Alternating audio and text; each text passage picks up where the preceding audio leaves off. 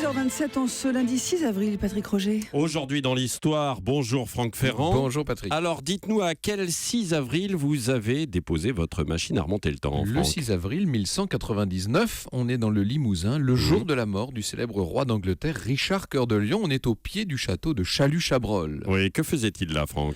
Il faisait la guerre, comme toujours. Richard aura passé sa vie à faire la guerre. On avait pensé ne jamais le revoir déjà, quand il avait participé à la 3e croisade aux côtés de Philippe Auguste, le roi de France. Sur le chemin du retour, il a été fait prisonnier par l'empereur Henri VI. Il a été libéré contre rançon. Alors à ce moment-là, il a retrouvé son trône quand il est rentré en Angleterre, aux grandes dames de son frère Jean Santerre, le méchant prince Jean de Robin des Bois, vous savez, qui est une fiction.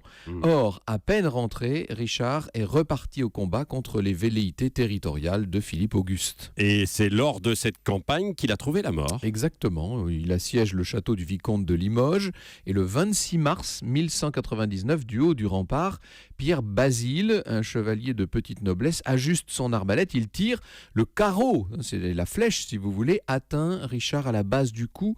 Le roi agrippe le morceau de bois qui dépasse, le retire d'un coup sec, seulement le fer du carreau est resté dans la chair. Oui, vous nous avez dit tout à l'heure qu'il était mort un 6 avril. Oui, mais l'agonie a duré 11 jours. Son corps, comme le voulait la tradition, a été fragmenté, les entrailles sont restées sur place, le corps a été inhumé à Fontevraud, en Anjou. Quant au cœur, on l'a envoyé à la cathédrale de Rouen dans une boîte de plomb.